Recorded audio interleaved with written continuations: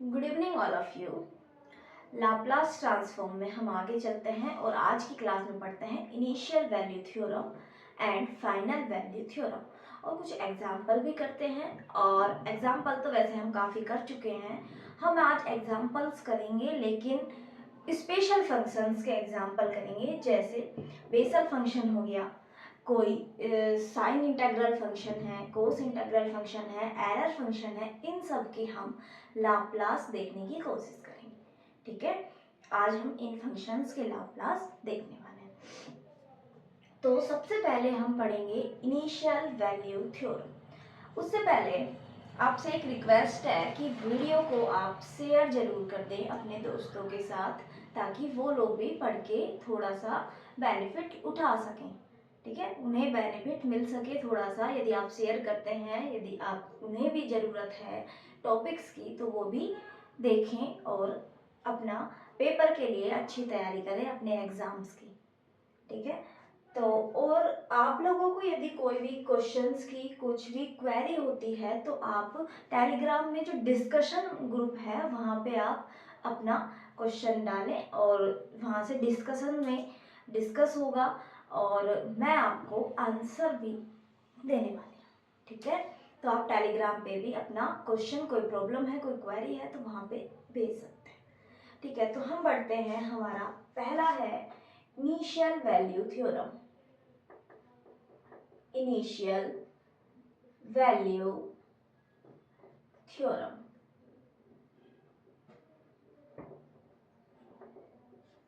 Initial value theorem क्या कहती है? मेरे पास f(x) एक फंक्शन है, वो कॉन्टिन्यूअस फंक्शन है और साथ के साथ एक्सपोनेंशियल ऑर्डर का भी है।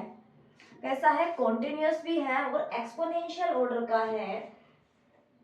तो हम उसके लिए इनिशियल वैल्यू थ्योरम क्या बोलेंगे? If f(x) is continuous for x greater than equal to 0 and of exponential order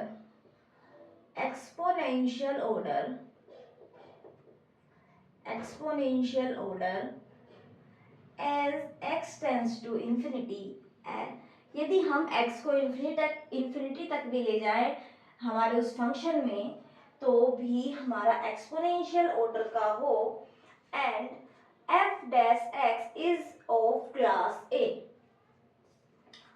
and f dash x is of class A। Class ए के फंक्शन कौन से होते हैं ये आप जानते ही होंगे। तो f डैश हमारा क्लास ए का फंक्शन होना चाहिए। तो हमारी जो ये इनिशियल वैल्यू थ्योरम है ये हमें बताती है f(x) पे यदि हम लिमिट लगाते हैं x टेंडिंग टू 0, हमारा इनिशियल पॉइंट यहाँ पे 0 है, 0 टू इन्फिनिटी जा रहे हैं। यदि हम इस पे लिमिट लगाएं 0 तो ये बराबर होती है हमारी value limit x tending to infinity p into Laplace of f of x p। f of x की लाप्लास को p से मल्टीप्लाई करने पे, यदि ये तो फंक्शन p का है ना, x पे लिमिट थोड़ी p पे लगेगी, p टेंडिंग टू इन्फिनिटी, यानी यदि fx में x पे लिमिट 0 लगाए और p f of p capital f of p बना, p capital f of p में p टेंडिंग टू इन्फिनिटी लगाएं तो ये वैल्यूज बराबर आती हैं। ये कहती है हमारी इनिशियल वैल्यू थ्योरम। क्या कहती है ये हमारी इनिशियल वैल्यू थ्योरम। इसके प्रूफ में देखिए, आप इस तरह देख सकते हैं, आप जानते ही हैं कि हमें लाप्लास निकालना है यदि f डैश x का, तो वो क्या होगा? p Laplace of f of x minus का f ऑफ 0, ये होगा हमारा। अब हम क्या करते हैं, इस पे लिमिट लगाते हैं, या आप ऐसे समझिए ये हमारी वैल्यू, इसे क्या लिखेंगे? Integration 0 to infinity f dash x e raise to power minus p x d x, और इसे आप लिख दे p capital F of p minus f of 0। यही आप लिखने वाले हैं, ठीक है। अब यदि हम limit p tending to infinity लगाएं, यदि हम लिमिट लगाते हैं p tending to infinity, limit p tending to infinity, इस पे p टेंडिंग टू इंफिनिटी लगाई तो देखो यहाँ पे e पे पावर माइनस इंफिनिटी बनेगा, जिसके कारण ये वाली टर्म 0 बनेगी। हम लिखते हैं 0 टू इंफिनिटी e पे power minus p x f dash x d x बराबर limit p tending to infinity p capital f of p, capital f of p क्या है, Laplace of fx minus f of 0। ये तो कोई constant term आएगी क्योंकि f of x है, x में हमने 0 पुट किया है, तो ये वाली टर्म तो हमारी 0 के बराबर आई।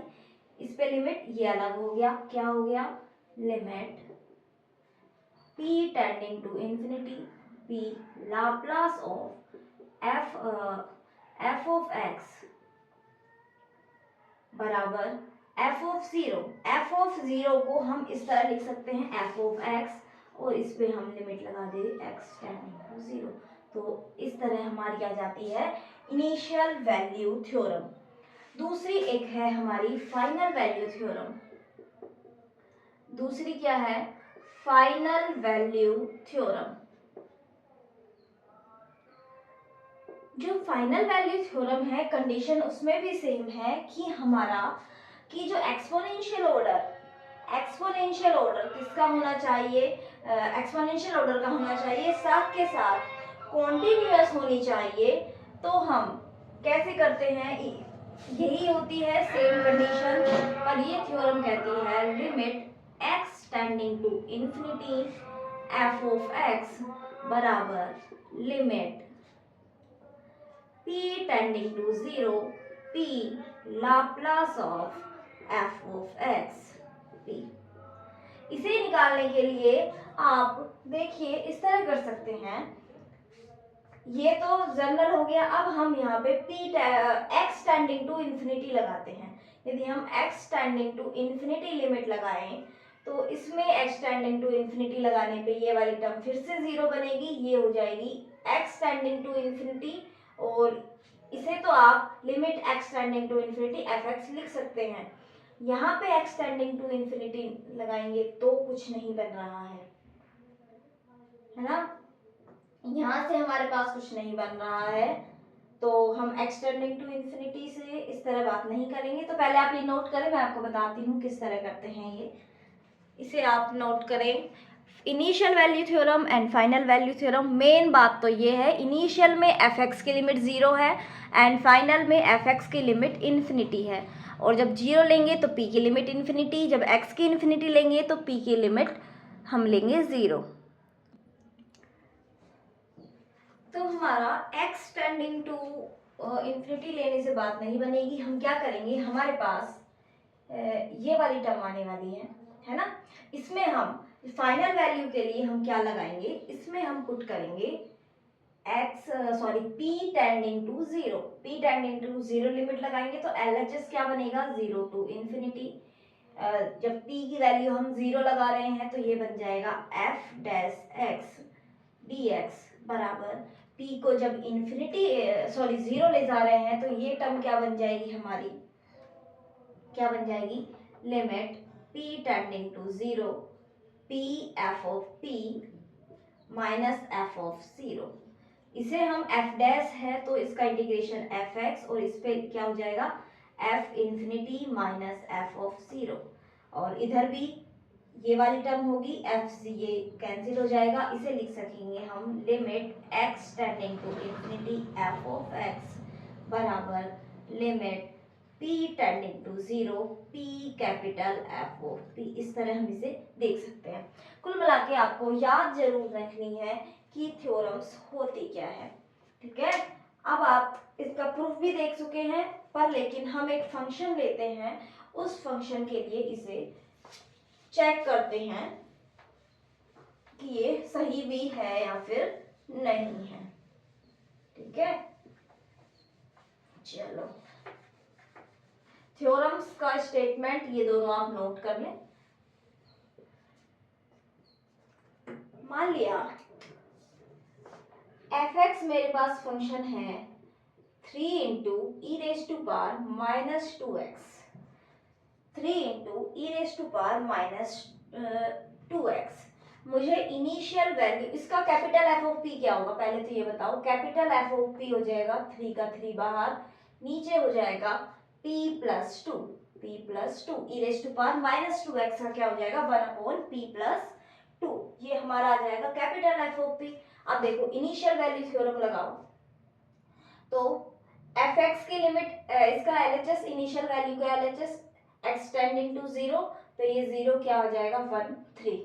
और आरएचएस क्या होगा, आरएचएस में P F of P, P इस पे लिमिट क्या लगानी है इन्फिनिटी, इन्फिनिटी लिमिट लगानी है, तो ये क्या बनेगा 3। ठीक है, इस पे यदि हम लिमिट लगाएंगे इन्फिनिटी ले जाएंगे p टेंडिंग टू, तो ये भी 3 बन रहा है। तो इनिशियल वैल्यू वाली हमारी इस तरह हम देख पा रहे हैं कि ये हमारे इस एग्जाम्पल के लिए प्रूफ हो रहे हैं, क्योंकि एक्सपोनेंशियल ऑर्डर का भी फंक्शन है, कॉन्टिन्यूअस भी फंक्शन है, और इसका एफ डैश भी क्लास ए के बराबर क्लास ए का फंक्शन है। ठीक है, और यदि हम इन्फिनिटी वाली देखें, यदि हम इन्फिनिटी वाली देखें,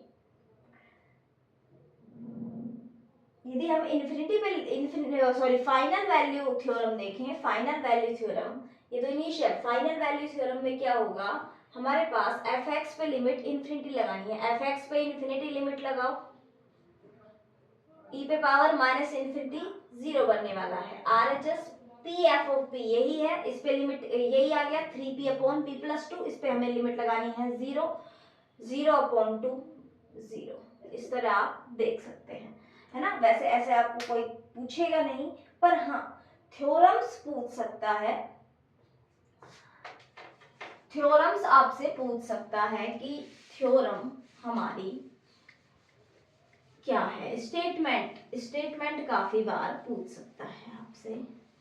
तो ठीक है, हम आगे चलते हैं। कुछ फंक्शंस हैं जिनके लाप्लास हमारे लिए इम्पोर्टेंट है ना।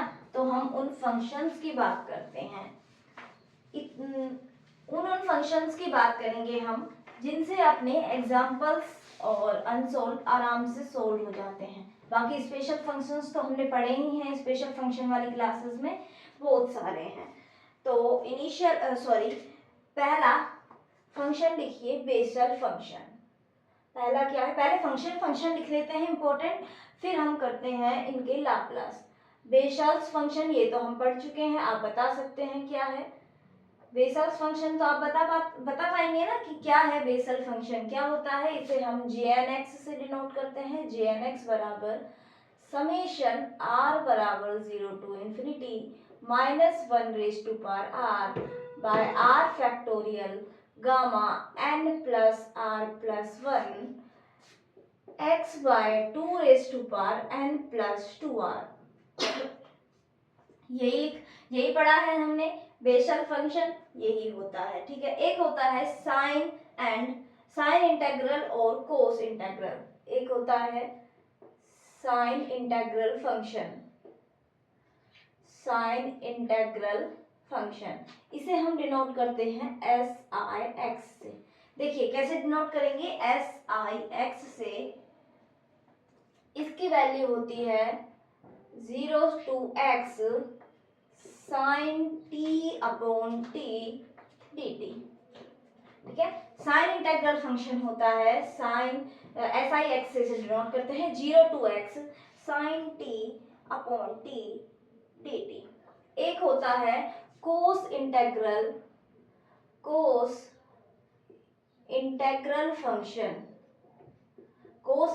फंक्शन होता है, इसे डिनोट करते हैं CIX से। कैसे करते हैं, CIX से डिनोट करते हैं। इसकी वैल्यू होती है, देखो साइन वाला 0 से x जा रहा है, तो अब ये जाता है x से इंफिनिटी तक cos t by t dt।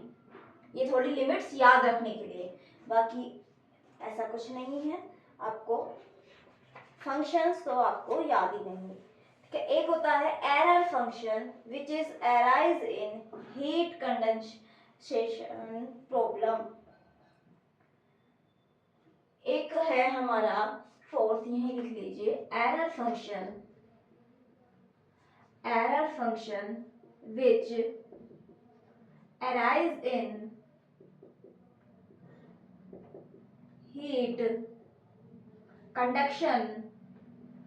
Heat conduction problem. इसका भी पूछते हैं, इसे इस तरह डिनोट करते हैं एप्सिलॉन टाइप, या फिर आप इसे नॉर्मली बुक्स में हमारी में इस तरह लिखा होता है error function of x, ERF(x), इस तरह इसे लिखा होता है। जब हम हीट कंडक्शन की जो थ्योरी है उसमें वर्क करते हैं, प्रैक्टिकल में हम देखते हैं, वहां पे जो एरर निकल के आता है वो एरर फंक्शन, उसकी बात की जा रही है। ये होता है 2/π इंटीग्रेशन 0 to x e पे power t square dt, 2/√π 0 to x e raised to power t square, e raised to power t स्क्वायर नहीं minus t square, e raised to power minus t square dt। ये होता है error function हमारा। आपको normally ये सब याद नहीं रखना, आपको याद रखना है एरर फंक्शन का आपको निकालने के लिए बोला जाए तो आप इसी एरर फंक्शन का लाप्लास निकालेंगे। दूसरा इसी का होता है कॉम्प्लीमेंट्री एरर फंक्शन। क्या होता है? Complementary error function. फिफ्थ है कॉम्प्लीमेंट्री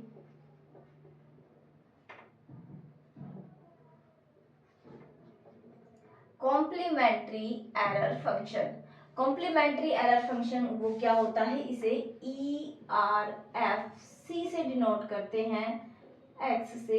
ये होता है 2, इसे हम लिख सकते हैं 1 minus error function of x, और इसकी डेफिनेशन हो जाती है 2/√π x से इंफिनिटी, उसी की तरह है 0 से x से इंफिनिटी e पे power minus t square dt।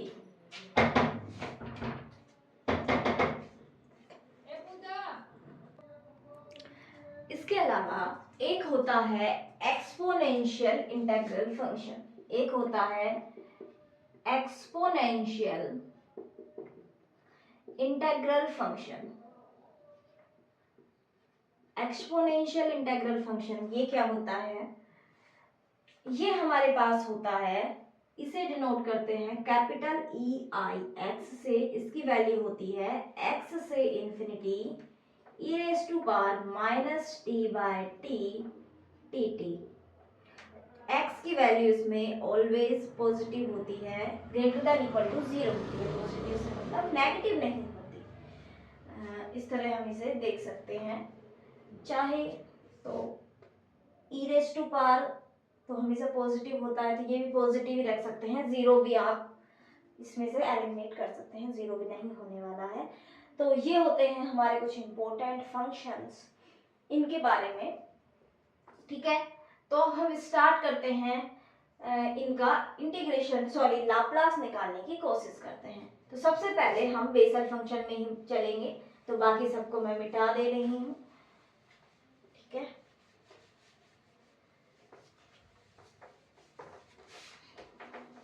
कुछ मैं निकाल के दिखा दूंगी और कुछ आपको मैं लिखा दूंगी, आपको खुद से करना है, ठीक है।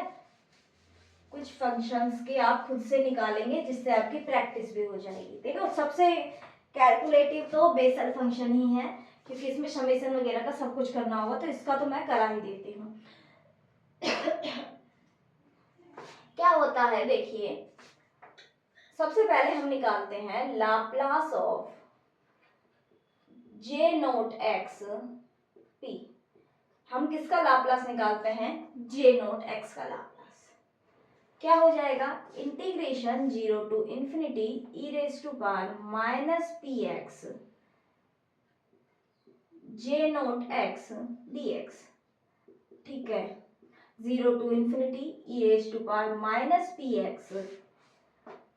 जे नोट एक्स की वैल्यू क्या होगी, यहाँ से आप देख सकते हैं, सॉरी जे नोट एक्स की वैल्यू हो गई समेशन आर बराबर 0 to infinity minus 1 raise to power r factorial gamma n की वैल्यू क्या है 0 r plus 1 x by 2 raise to power 2 r d x.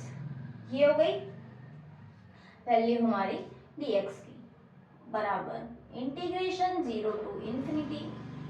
हम क्या करते हैं, समेशन हमारा आर पे है और ये भी आर फैक्टोरियल बन जाएगा हमारा, क्या बन जाएगा आर फैक्टोरियल ही बनने वाला है।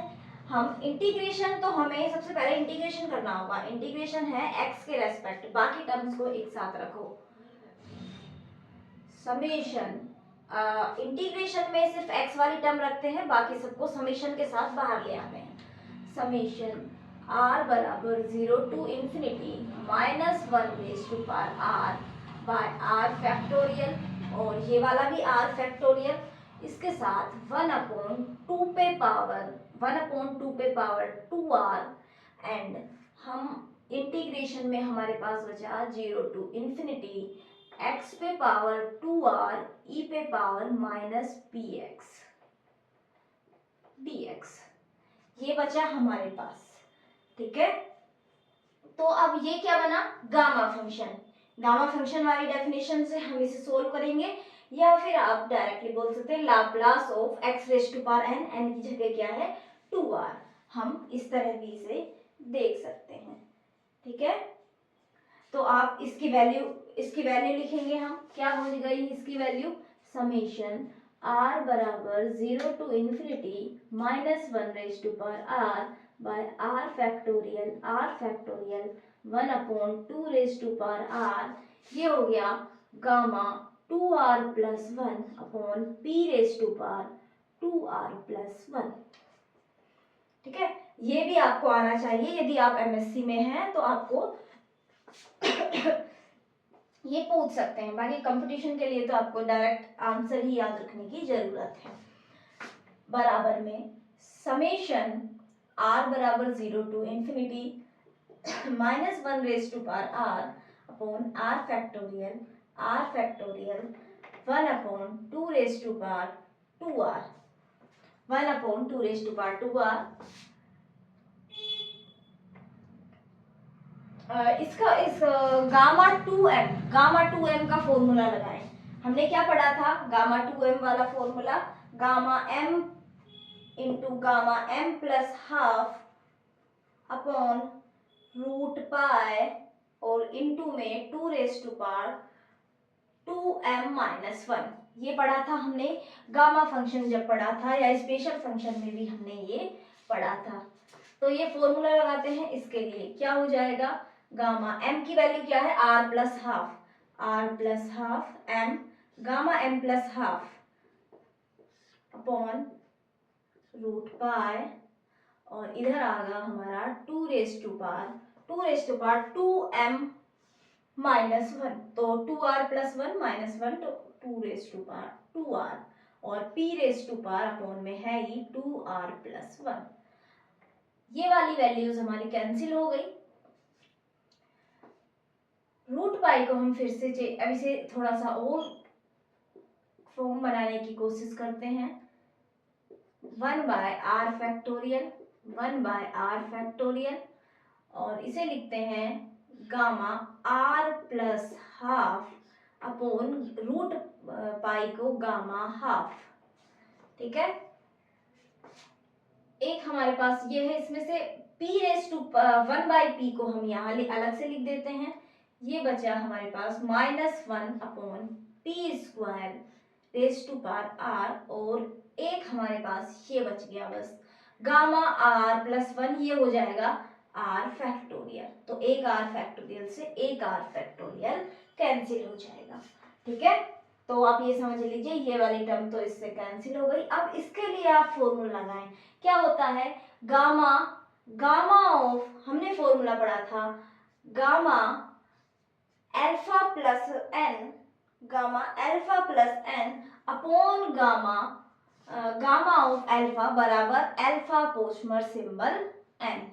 ये क्या पढ़ा था हमने, अल्फा पोस्टमर सिंबल एन बराबर gamma of alpha plus n by gamma of alpha. तो यही फॉर्मूला हम लगा देंगे इसमें, बराबर 1/p समेशन r बराबर 0 टू इन्फिनिटी 1/r फैक्टोरियल। ये वाली टर्म हमारी क्या बन जाएगी, हाफ पोस्टमर सिंबल r, हाफ पोस्टमर सिंबल r और -1/p² raise to power r। ठीक है, तो अब ये कुछ किसका फॉर्म बन रहा है, ये हमने जब वो वाला फंक्शन पढ़ा था हाइपरजोमेट्रिक फंक्शन, तो वहां पे देखे थे ये किसकी सीरीज बनती है। ये वैसे तो बन रहा है हमारा 1f0 वाला, 1f0 वाला, लेकिन ये किसकी सीरीज बन रही है, ये सीरीज होती है 1 minus x raise to power -half की। ये सीरीज वहां से आपने पढ़ा होगा ना, तो आपको ध्यान होगा, यदि आपको ध्यान नहीं है तो वो वीडियोस को दोबारा देख लें। वहां पे हमने बहुत सारे फंक्शंस थे, z raise to power n को हाइपरजोमेट्रिक की फॉर्म में लिखने की कोशिश की थी, हमने कोशिश की थी वहां पे 1 minus z raise to power minus alpha, तो ये उसी फॉर्म का है और ये बन जाएगा 1 माइनस z की वैल्यू क्या थी, ये हो गई minus minus plus 1/p², and जो ये अल्फा है, अल्फा होता है हाफ, तो माइनस का हाफ, ये हमारा बन गया बराबर 1/p, ये हो गया p² plus 1/p² power -half, और ये हो गया 1/p p² upon p² plus 1 का अंडर, ये ऊपर वाली टर्म कैंसिल हो गई, 1/√p² प्लस 1। ये होता है Laplace of j nought x 1/√p² plus 1। ये हमारा आंसर होता है किसका, Laplace of j nought x का। ठीक है, ये हमारा Laplace of j nought x हो गया। तो ये आपको ध्यान रखना है, ध्यान होना भी चाहिए। ठीक है, इसके बाद सेकंड, ये तो हमने फर्स्ट निकाला, यदि आपको Laplace of j note ax, x के साथ a मल्टीप्लाई किया, ये निकालना हो तो क्या होगा, ये होगा p होगा या 1/p, फॉर्मूला क्या था 1/a, f के अंदर p/a करना था, 1/a f के अंदर p/a, ये हो गया 1/a f क्या, कैपिटल F क्या है, ये हमारा जो आया है j नोट x का, ये हो गया 1/√p² प्लस 1। तो इसे कैलकुलेट करेंगे और हमारी वैल्यू हो जाएगी √p² प्लस a², ये वैल्यू हो गई हमारी j नोट ax की। तो कोई प्रॉब्लम नहीं होनी चाहिए इसमें भी आपको। हमने j नोट x का निकाला, उसकी हेल्प से जो हमने प्रॉपर्टीज पढ़ी थी उसकी हेल्प से j नोट ax का हमने निकाल लिया 1/√p² प्लस a²। ठीक है, यदि मैं x से और मल्टीप्लाई कर दूं, यदि हम x से और मल्टीप्लाई कर दें,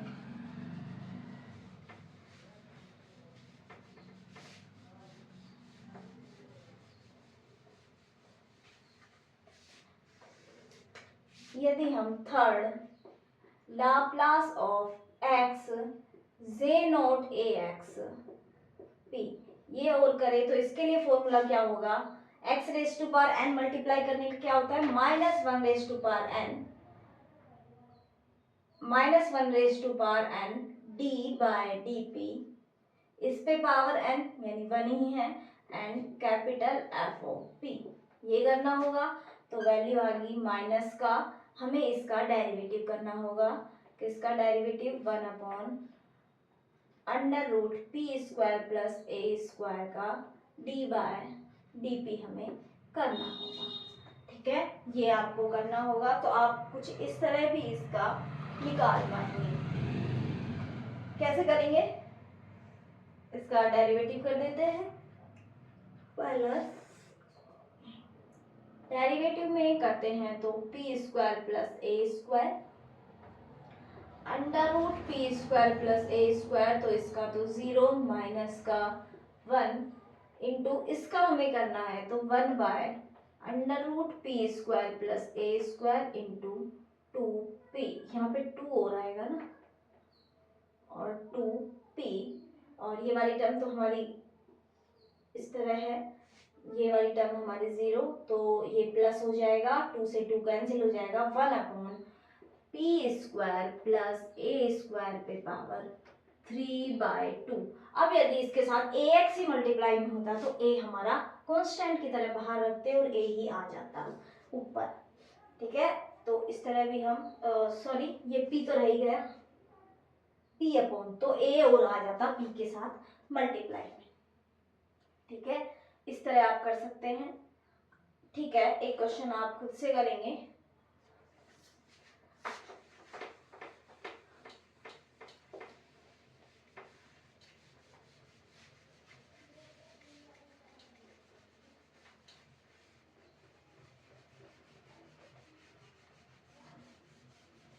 तो आपको प्रोसेस आना चाहिए। यदि आपसे ये थर्ड वाला इंटीग्रेशन पूछा जाता है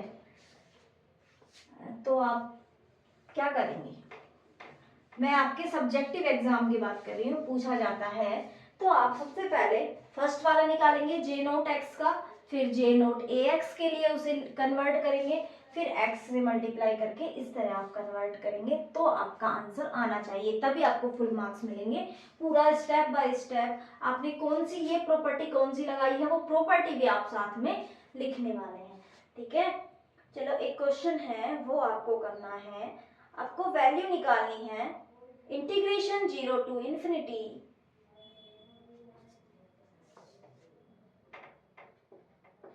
integration 0 to infinity x e raise to power -3x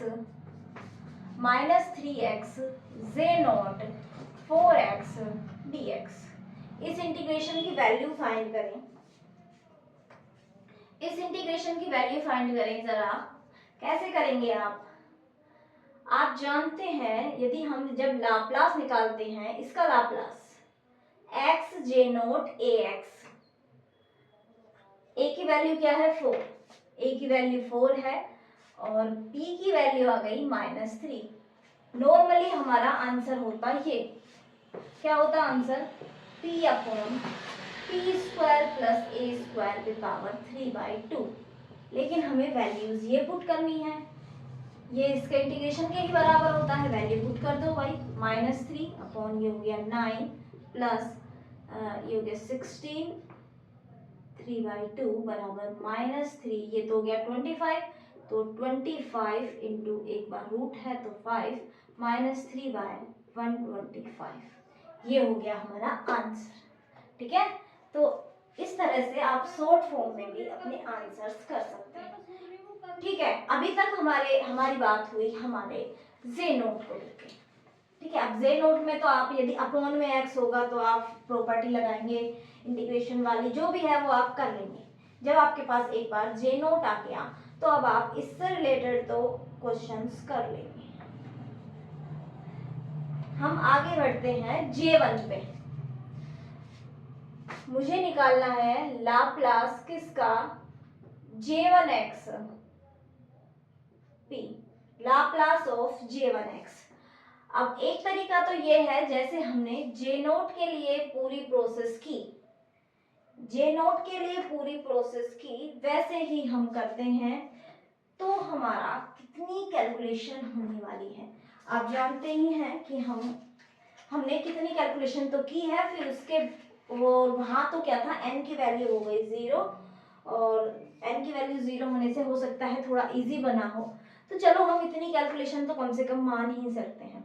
इसके अलावा कैसे करेंगे आप, उस मेथड के अलावा डायरेक्ट मेथड के अलावा आप कैसे करेंगे ये आप मुझे बताएं।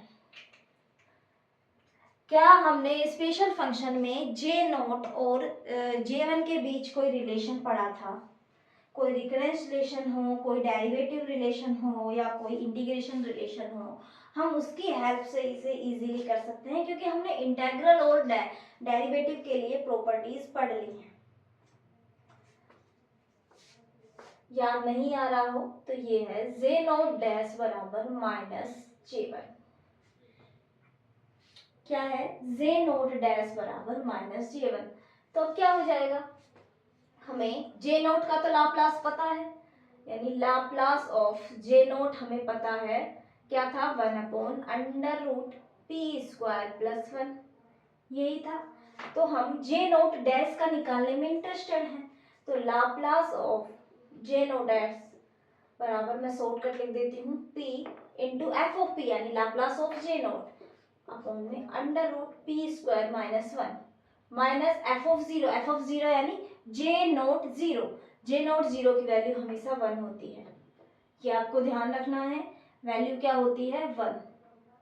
जे नॉट किसके बराबर है? जे नॉट डैश है -J1 के बराबर, इसकी वैल्यू आ गई p/p² - 1 अब माइनस बाहर लेंगे तो हमें यदि लाप्लास J1 का निकालना है तो हम यहाँ माइनस से मल्टीप्लाई करें, 1 - p/p² - 1, ये सॉरी +1 है, ये लिखने में गलती कर दी और ये अंडर रूट के साथ है, ठीक है। तो इस तरह आप इसका निकाल सकते हैं। तो अब इसमें यदि हमें एक बार J1 का पता लगा तो हम J1 AX का भी निकाल सकते हैं, x से मल्टीप्लाई करके भी निकाल सकते हैं, डिवाइड करके भी निकाल सकते हैं, ठीक है। तो ठीक है, हम आगे बढ़ते हैं और एक क्वेश्चन ट्राई करते हैं। एक इम्पोर्टेंट क्वेश्चन है, उस पर हम बात करते हैं।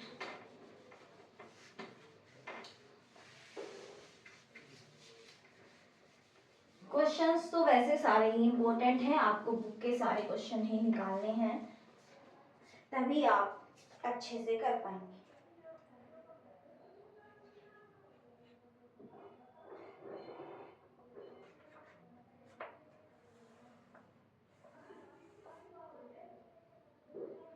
एक फंक्शन और रह गया, एक फंक्शन और था जिसका यूज हम काफी बार करेंगे, आगे जब हम फूरियर ट्रांसफॉर्म वगैरह पढ़ेंगे वहां तो बहुत ज्यादा, हैवीसाइड फंक्शन।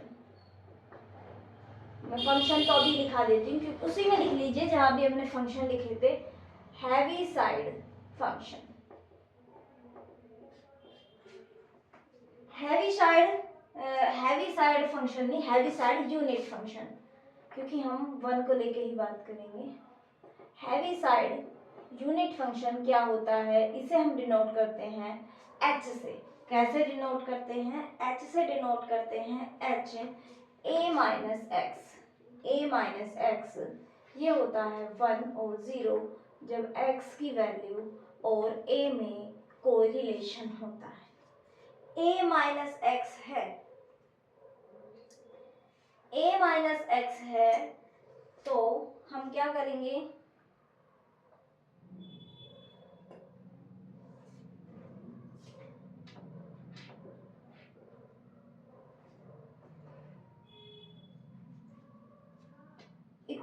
इक्वलिटी नहीं आएगी। देखो, जब ये अंदर वाली टर्म हमारी कैसी हो जाए, पॉजिटिव हो रही है, a-x है हमारे पास, तो a यदि बड़ा होगा तो हमारा 1, यदि a छोटा हुआ तो ये वैल्यू नेगेटिव, तो वैल्यू 0। इसी तरह आप देख सकते हैं, यदि हमें यूनिट फंक्शन इसलिए बोला है 0 और 1 के लिए बात कर रहे हैं, या फिर आप x माइनस ए लिया हो तो फिर हमारा 1 और 0 चेंज हो जाएगा जब x ग्रेटर देन a हो, x लेस देन a हो, ठीक है। हम नॉर्मली फंक्शंस पे डिफाइन करेंगे आगे।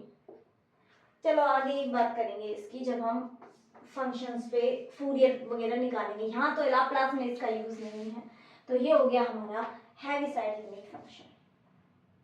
चलो एक क्वेश्चन करो, इंपॉर्टेंट क्वेश्चन है, क्वेश्चंस तो काफी हैं, खैर एक एग्जांपल है, हमें निकालना है इंटीग्रेशन किसका, 0 to x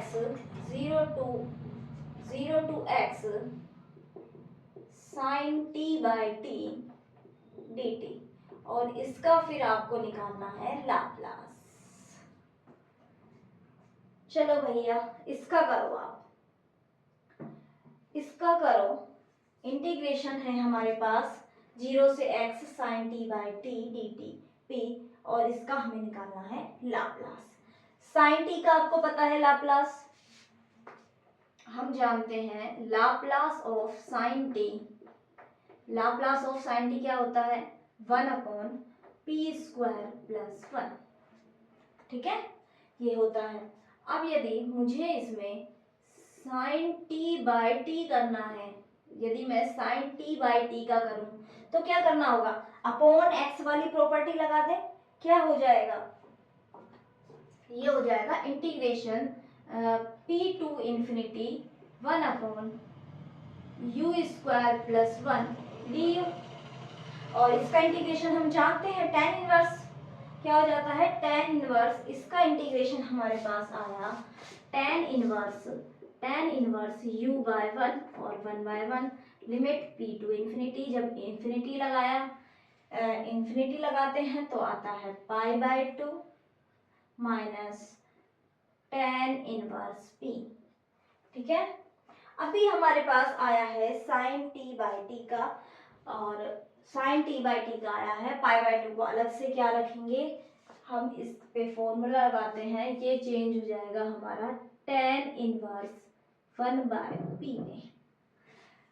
इसे क्या लिखेंगे हम, tan इनवर्स इंफिनिटी, और वहां से हम, ये फॉर्मूला है हमारा, डायरेक्टली हमें पता भी होगा, ट्रिग्नोमेट्री में आपने पढ़ा भी होगा। अब यदि इंटीग्रेशन वाली प्रॉपर्टी हम लगाना चाहते हैं तो क्या होता है, इंटीग्रेशन का जब निकालते हैं Laplace, integration 0 to x sin t by t d t, इसका यदि लाप्लास निकालना है तो अंदर का मुझे लाप्लास पता है, इंटीग्रेशन का निकालना है, क्या होता है f of p by p, यानी कि 1/p tan inverse 1/p। Complicated दिख रहा था दिखने में, लेकिन ये इजी हो जाए यदि मुझे सारी प्रॉपर्टीज पता हो, ठीक है। यदि मुझे सारी प्रॉपर्टीज पता हो तो, और ये फंक्शन क्या था हमारा, ये फंक्शन साइन इंटेग्रल फंक्शन ही तो था, साइन इंटेग्रल फंक्शन का आपको याद रखना है, ये होता है। इसी तरह मैं डायरेक्टली लिखा दूं आपको, Laplace of cos integral function, cos integral function, इसका क्या होता है लाप्लास, इसका लाप्लास होता है हमारा log p² प्लस 1, इसका होता है log p² plus 1 upon 2p। इसी तरह करेंगे, ये क्या होगा, इसकी वैल्यू क्या होगी, integration x to infinity cos t by t, पहले cos का निकालेंगे t का निकालेंगे, अब ये लिमिट जो होगी वो x से इंफिनिटी होगी, तो हम उसके लिए थोड़ा सा 1 माइनस करके लिमिट्स को एडजस्ट करके हम करेंगे। तो आपको तो याद रखना है, ये एरर फंक्शन का भी मुझे निकालना है,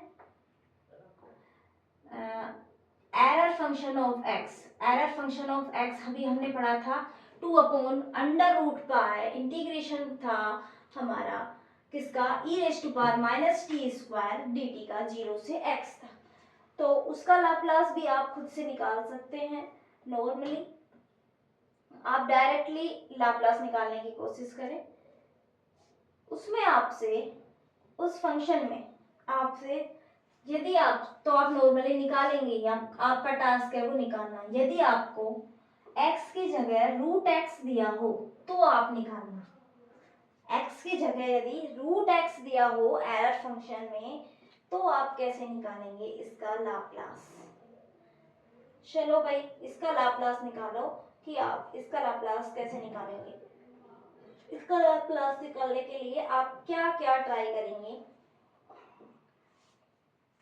इसमें भी आपको कुछ ज्यादा नहीं करना है, मैं कर देती हूँ आपको। क्या होगा, Laplace of error function √x है तो x की जगह आपको √x रखना है, 2/√π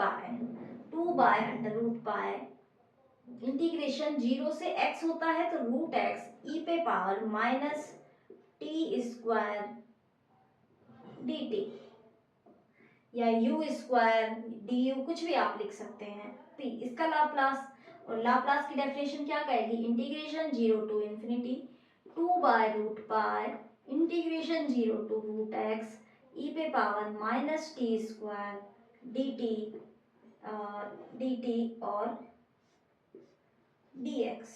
इस तरह अब देखो 2/√π तो बाहर है ही, हम इस ई पे पावर तो लिखा नहीं, ई पे पावर माइनस पी एक्स और था, है ना, लाप्लास को ओपन किया। तो अब हम क्या करते हैं, ये टी में फंक्शन है और ये जो फंक्शन है इस पे इंटीग्रेशन जो है हमारा एक्स में है, हम इनको इंटरचेंज कर लेते हैं। क्या कर लेते हैं, इंटरचेंज कर लेते हैं। पहले हम एक्स वाला कर लेते हैं और या फिर हम इन क्या करते हैं, लिमिट को एक्सचेंज कर लेते हैं। ठीक है, यहाँ पे हम आपस में इनकी लिमिट चेंज कर लेते हैं। हम करते थे ना change the order of limit, वहां से हम इसे जब चेंजिंग करेंगे तो हमारे पास इसे आप कर सकते हैं 2/√π तो था ही, अब लिमिट चेंज करेंगे तो 0 टू इन्फिनिटी अब किसकी हो जाएगी, टी की हो जाएगी। 0 to infinity e raise to power minus t square e raise to power minus t square integration u square to infinity e raise to power minus p x d x और d t. ये आपको समझ आया कि नहीं, हम changing the order of limit लगा रहे हैं। आपको ध्यान हो तो हम इस तरह करते थे, मान लिया मुझे इस एरिया के अंदर इंटीग्रेशन करना है, एक हम देखते थे हमारे स्टेप ऐसे है और x की लिमिट यहाँ से यहाँ इस लाइन पे है और y की लिमिट इस लाइन से इस लाइन पे है और x की हम कांस्टेंट लेते थे। अब हम क्या कर रहे हैं, इसकी लिमिट हमने अब इस टिप को ऐसे ना लेके यदि ऐसे ले लेते हैं तो क्या करते हैं, x की लिमिट इससे इस वेरिएबल मानते हैं और y की कांस्टेंट कर देते हैं। तो इसी तरह किया, अब हमने वेरिएबल लिमिट x की बना दी एंड जो हमारी फाइनल लिमिट थी कांस्टेंट टाइप यानी इन्फिनिटी और 0 वाली, इसे हम t पे ले आए। तो अब तो आप इसका इंटीग्रेशन आराम से कर सकते हैं, आप इसे बना के भी देख सकते हैं। देखो मैं आपको बना देती हूँ, थोड़ा कंफ्यूजन हो रहा हो तो देखो हमने कैसे किया, चेंजिंग ऑर्डर कैसे किया।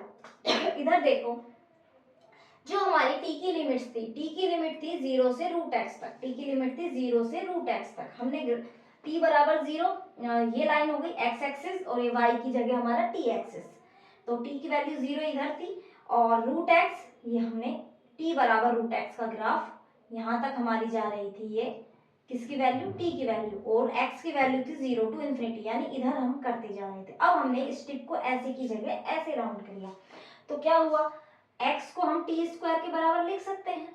ठीक है, तो हमने इसे चेंज किया, तो इसका मतलब अब हमारा जो x है वो t स्क्वायर से इन्फिनिटी तक जा रहा है, इस टिप ऐसे है, और जो x t की लिमिट है, t की लिमिट तो 0 से इन्फिनिटी तक जा रही है। इस तरह हम चेक करते हैं। तो अब इसका इंटीग्रेशन कर दो by 2/√π 0 to infinity e raise to power minus t square e पे पावर माइनस पी एक्स का integration minus e raise to power minus p x upon minus का p, इंटीग्रेशन हो गया लिमिट u स्क्वायर से infinity dt बराबर 2/√π और ये minus का 1/p बाहर ही ले आते हैं, integration 0 to infinity e raise to power minus t square, infinity पे ये हो गया 0 माइनस जब u स्क्वायर रखा तो ये हो गया t पे u स्क्वायर कहाँ से आ गया, t स्क्वायर थी ना, t में चल रहा है, u कहाँ से लिख दिया मैंने, तो e पे पावर माइनस का p टी स्क्वायर और ये हो गया dt बराबर माइनस का 2/p root u integration 0 to infinity, और ये माइनस माइनस फिर से प्लस हो जाएगा, e पे पावर माइनस का t स्क्वायर कॉमन लिया 1 plus P square 1 plus P अंदर और dt। ठीक है, 2/p रूट यू कहाँ है, रूट p यू नहीं है, ये है रूट पाई